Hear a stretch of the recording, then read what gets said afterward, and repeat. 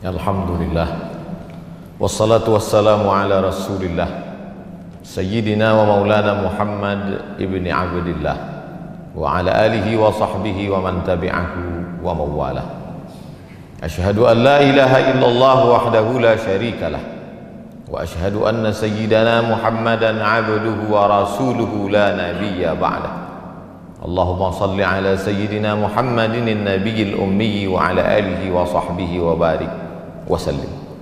قال الله تعالى في القرآن العظيم وهو أصدق القائلين: أعوذ بالله من الشيطان الرجيم يا أيها الذين آمنوا اتقوا الله حق تقاته ولا تموتن إلا وأنتم مسلمون. وقال تعالى في آية أخرى: يا أيها الذين آمنوا اتقوا الله وقولوا قولا سديدا يصلح لكم أعمالكم ويغفر لكم ذنوبكم ومن يطع الله ورسوله فقد فاز فوزا عظيما. عباد الله، أوصيكم ونفسي بتقوى الله فقد فاز المتقون. Hadirin jamaah Jumat yang dimuliakan Allah Subhanahu wa taala. Ada kitab judulnya Ar-Risalah Al-Qushairiyah. Nama penulisnya Imam Abul Qasim Abdul Karim Ibnu Hawazin Al-Qushairi, meninggal di awal abad ke-5 Hijrah, 1000 tahun yang lalu lebih kurang. Di situ dia bercerita tentang seorang laki-laki yang soleh. Soleh artinya baik, baik cakapnya, baik akidahnya, baik akhlaknya, baik tutur kata, santun budi pekertinya. Salatnya cukup, zakatnya penuh, sedekahnya tak terhitung lagi, sopan santunnya tak menyinggung perasaan orang lain. Tapi ternyata setelah dia mati, meninggal dunia, hisabnya lama sekali. Dilihatlah buku catatannya, apalah agaknya yang membuat hisab ini begitu lama? Adakah dia membunuh orang? Tak ada. Pernahkah dia menyakiti hati orang? Tidak. Karena santun, tersenyum. Ternyata pada suatu malam dia pergi kenduri undangan. Dalam kenduri itu disuguhkanlah makanan daging kambing. Ketika dimakan kambing itu, ada 1, 2, 3 ruas dikunyah, tersangkut di giginya, ditarik-tarik dengan lidah, tak juga mau ikut tertelan, mengganggu terasa di mulut. Sampai di tengah jalan tak sabar untuk sampai ke rumah. Dia lihat ada pokok kayu ranting kecil di depan rumah orang, lalu dia petik ranting itu, dia congkelkan ke daging yang menyangkut di celah gigi, maka lepaslah beban yang dari tadi mengganggu pikiran, hati dan lidahnya. Setelah itu dia pulang tanpa beban. Ternyata yang membuat hisab itu lama di hadapan Allah Subhanahu wa taala bukan karena tidak bersedekah, bukan karena tak salat, bukan karena tak puasa, tapi ternyata satu ranting yang terambil tanpa izin yang punya pun membuat hisab itu lama. Ketika membaca kisah ini, lama saya terduduk dan termenung. Tak pernah saya terpikir memikirkan nasib orang lain, tapi yang terpikir bagaimana agaknya nasib saya, nasib khatib, nasib pribadi di hadapan Allah Subhanahu wa taala. Sudah berapa ranting kayu orang yang tertarik oleh tangan kita dan kita tidak merasa itu berdosa.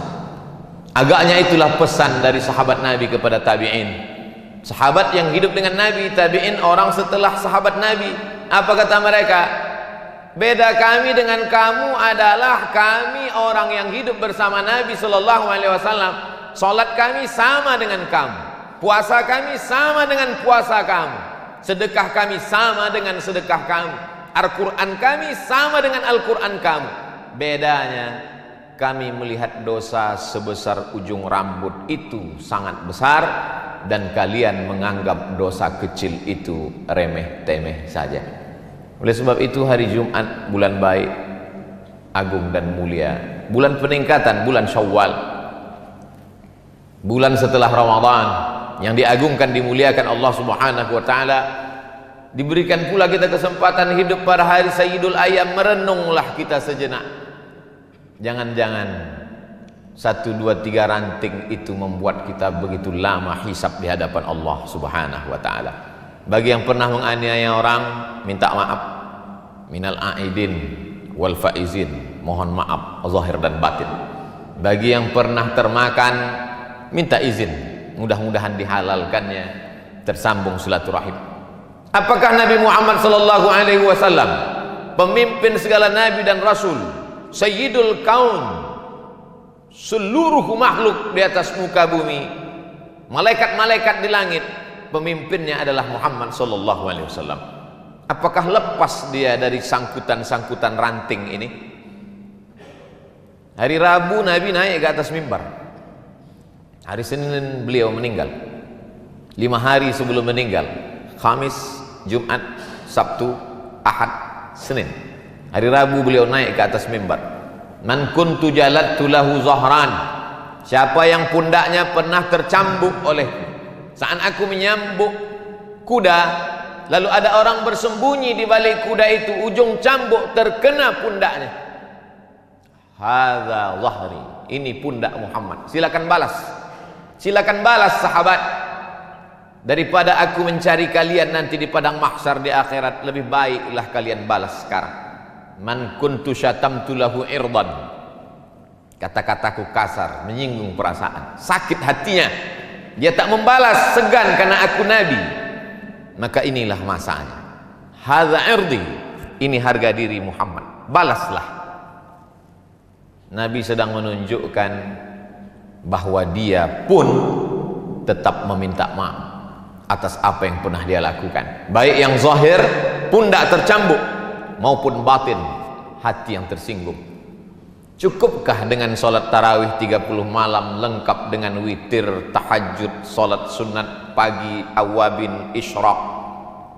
Cukupkah dengan zikir, membaca Al-Quran, khatam berkali-kali? Tak lepas, wahai jamaah Jumat yang dimuliakan Allah Subhanahu wa ta'ala.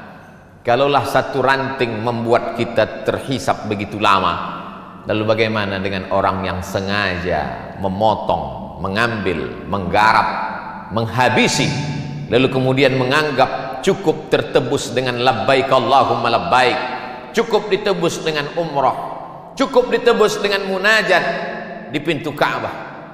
Begitu banyak yang membuat kita ada sangkutan-sangkutan di padang mahsyar. Makanya kata Nabi, ittaquz zulma, jangan kamu aniaya orang, jangan kamu zalimi orang. Fa inna zulma zulumatun yaumal qiyamah, karena perbuatan aniaya akan menjadi kegelapan pada hari kiamat. Mohon maaf, ada saudaraku yang digelapkan Allah di atas dunia ini, lahir dalam keadaan, maaf sekali lagi, buta, tapi gelapnya itu ada hikmah. Matanya tak pernah berdosa, di akhirat dia akan terang benderang. Tapi ada orang-orang yang di dunia ini terang benderang melihat, dan di akhirat dia komplain, ya Rabbi lima hasyartani a'ma wa qad kuntu basira. Mengapa aku dibangkitkan dalam keadaan buta, padahal dulu aku di dunia bisa melihat? Allah menjawab, laqad atatka ayatuna, ayat-ayat kami telah sampai kepadamu. Nabi Muhammad sudah menyampaikan, meninggal Nabi diwarisi oleh para ulama, al-ulama warasatul anbiya, tapi kau tak pernah mau tahu.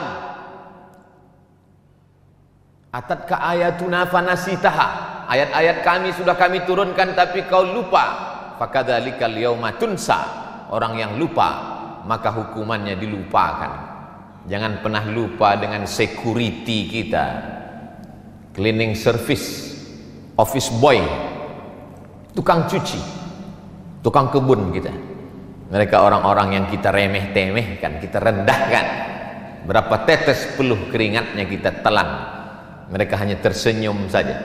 Dia akan datang menghadap, di musim COVID-19 ini kami tidak ada uang tambahan, Pak.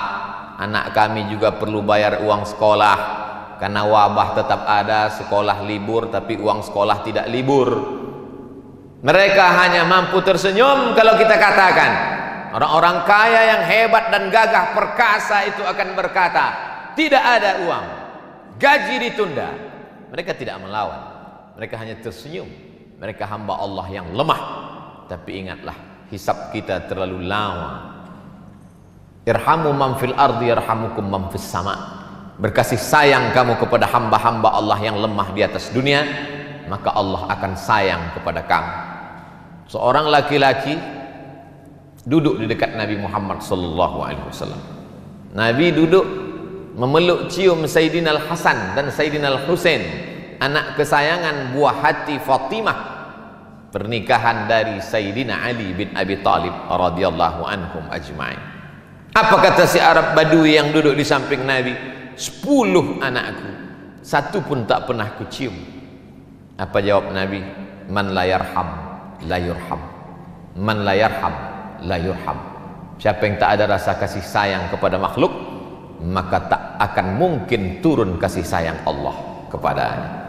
Bahwa kita banyak silap, salah dan dosa, ya, jangan putus asa. Karena ayat yang pertama dalam Al-Quran, Bismillahirrahmanirrahim, dengan nama Allah Maha Kasih dan Sayang. Kedatangan Nabi Muhammad SAW untuk apa? Wa ma arsalnaka illa rahmatan lil alamin, menjadi rahmat bagi semesta alam. Oleh sebab itu, bagi yang merasa silap, salah, dosa, ranting-ranting kayu, maka itu semua akan terlepas dari hisab kalau kita mau meminta maaf. Dan ciri orang bertakwa adalah wal afina 'anil nas, mau memberi maaf. Tapi ada orang yang angkuh dan sombong, merasa sudah menjadi penghuni surga karena begitu banyak infak, wakaf, zakat dan sedekahnya, lalu kemudian menganggap itu hanya remeh-temeh semata.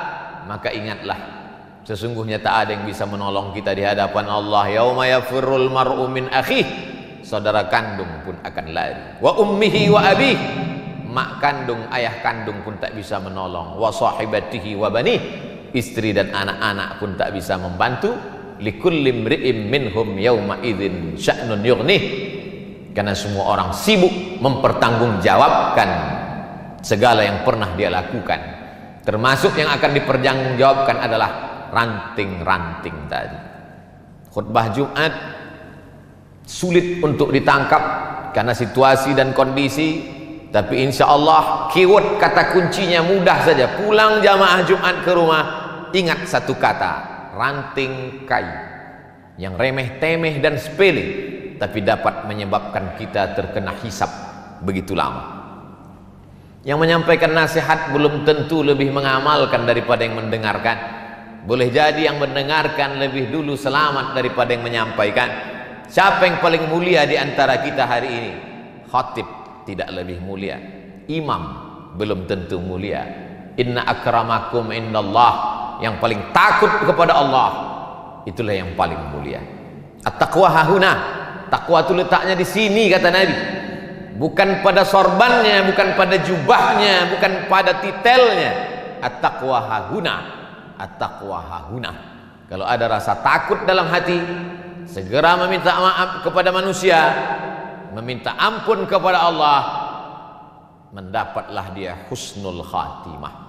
Tapi yang angkuh dan sombong, merasa cukup dengan amal, la yadkhulul jannah, tak masuk surga. Man kana fi qalbihi mithqala habbatin min khardalin min kibrin, ada sombong sebesar biji sawi. Barakallahu li wa lakum fil Qur'anil azim, wa nafa'ani wa iyyakum bima fihi minal ayati wadh-dhikril hakim, wa taqabbala minni wa minkum tilawatahu innahu huwal ghafurur rahim.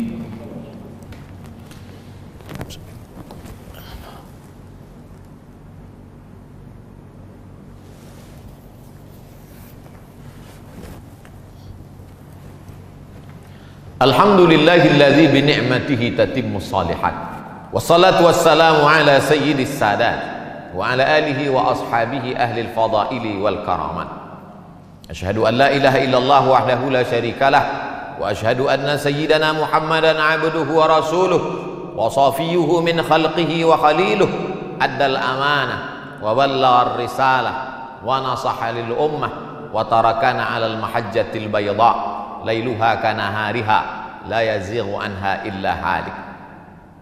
قال الله تعالى في القرآن العظيم وهو أصدق القائلين: أعوذ بالله من الشيطان الرجيم بسم الله الرحمن الرحيم والعصر إن الإنسان لفي خسر إلا الذين آمنوا وعملوا الصالحات وتواصوا بالحق وتواصوا بالصبر. وقال تعالى في آية أخرى: إن الله وملائكته يصلون على النبي يا أيها الذين آمنوا صلوا عليه وسلموا تسليما. اللهم صل على سيدنا محمد وعلى آل سيدنا محمد. اللهم اغفر للمسلمين والمسلمات والمؤمنين والمؤمنات الأحياء منهم والأموات برحمتك يا أرحم الراحمين. اللهم أعز الإسلام والمسلمين واخذل الكفرة والمشركين ودمر أعداءك أعداء الدين. اللهم ادفع عنا الغلاء والوباء والفحشاء والربا والزنا والمنكر ما ظهر منها وما بطن من بلدنا هذا خاصة ومن بلدان المسلمين عامة. اللهم انصر إخواننا المجاهدين المستضعفين في فلسطين وفي روهينيا وفي كل مكان ومن مشارق الأرض إلى مغاربها. عباد الله، أوصيكم ونفسي بتقوى الله وطاعته فقد فاز المتقون. إن الله يأمر بالعدل والإحسان وإيتاء ذي القربى وينهى عن الفحشاء والمنكر والبغي يعظكم لعلكم تذكرون. فاذكروا الله العظيم يذكركم واسألوه من فضله يعطكم ولذكر الله أكبر والله يعلم ما تصنعون. أقم الصلاة.